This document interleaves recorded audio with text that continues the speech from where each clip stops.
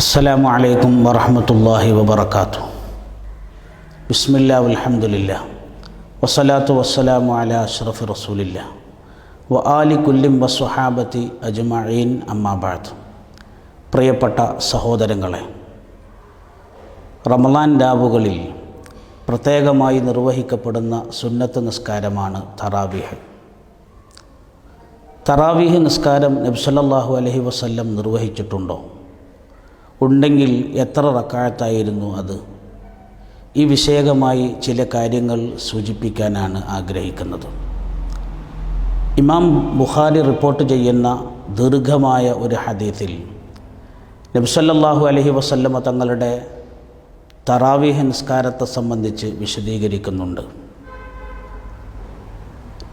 നബി സല്ലല്ലാഹു അലൈഹി വസല്ലം റമളാൻ മാസത്തിൽ പള്ളിയിൽ വന്നു തറാവീഹ് നിസ്കാരം ആരംഭിച്ചു. പ്രവാചകരുടെ നിസ്കാരം കണ്ട സ്വഹാബത്ത് ആവേശത്തോടുകൂടെ ആ നിസ്കാരത്തിൽ പങ്കാളിയായി. 4-ാമത്തെ ദിവസം നബി സല്ലല്ലാഹു അലൈഹി വസല്ലം പള്ളിയിൽ വന്നില്ല. ഒരുപാട് സമയം സ്വഹാബത്ത് പ്രതീക്ഷിച്ചു, പക്ഷേ പ്രവാചകർ സല്ലല്ലാഹു അലൈഹി വസല്ലം പള്ളിയിലെത്തിയില്ല.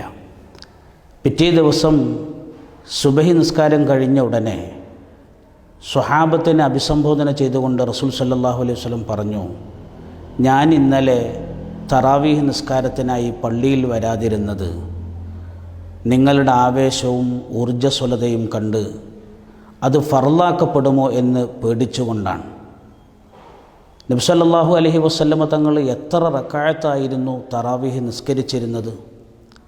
ഇമാം ദാറഖുത്നി റിപ്പോർട്ട് ചെയ്യുന്ന ഒരു ഹദീസിൽ കാണാം, അൻ ഇബ്നു അബ്ബാസ് റളിയല്ലാഹു അൻഹു, ഇബ്നു അബ്ബാസ് റളിയല്ലാഹു അൻഹുവിൻ്റെ തൊട്ട് നിവേദനം, കാന നബിയ്യ സല്ലല്ലാഹു അലൈഹി വസല്ലം, നബി സല്ലല്ലാഹു അലൈഹി വസല്ലം തങ്ങളായിരുന്നു യുസല്ലി ഫി റമളാന, റമളാനിൽ തറാവീഹ് നിസ്കരിക്കാറുണ്ടായിരുന്നു 20 റക്അ, 20 റക്അത്ത്. ഈ ഹദീസിൻ്റെ നിവേദക പരമ്പരയിൽ ചില ബലഹീനതകൾ റിപ്പോർട്ട് ചെയ്യപ്പെട്ടിട്ടുണ്ടെങ്കിലും നബി സല്ലല്ലാഹു അലൈഹി വസല്ലമ തങ്ങൾ തറാവീഹ് നിസ്കരിച്ചത് 20 റക്അത്തായിരുന്നു എന്ന് ഇതിൽ നിന്ന് മനസ്സിലാക്കാം.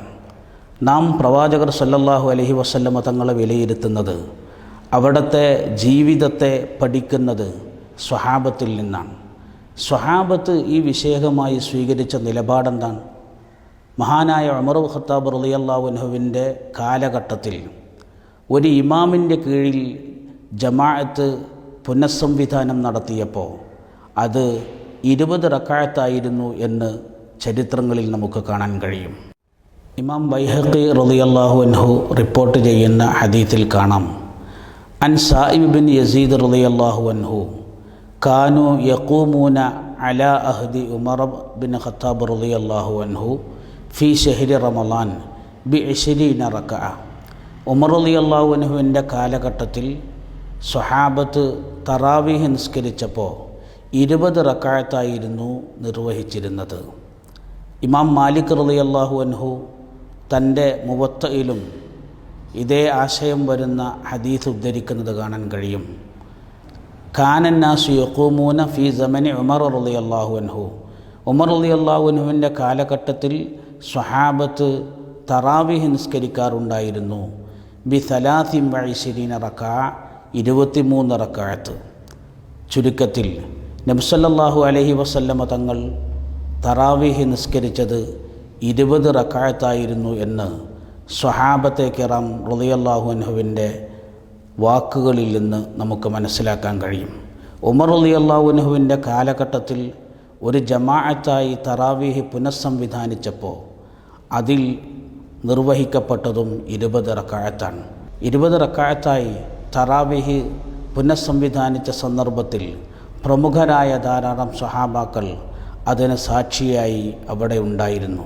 ഉസ്മാൻ ബിൻ അഫ്ഫാൻ റളിയല്ലാഹു അൻഹുവിനെ പോലെ, അലി ഇബ്നു അബീ ത്വാലിബ് റളിയല്ലാഹു അൻഹുവിനെ പോലെയുള്ള പ്രമുഖരായ സ്വഹാബാക്കൾ ആരും അതിനെ വിമർശിച്ചില്ല, ഒരു എതിരും പ്രകടിപ്പിക്കുകയും ചെയ്തില്ല.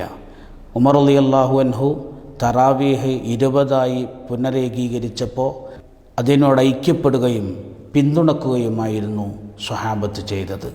വആഖിറു ദഅവാന അനിൽ ഹംദുലില്ലാഹി റബ്ബിൽ ആലമീൻ. അസ്സലാമു അലൈക്കും വറഹ്മത്തുള്ളാഹി വബറകാതുഹു.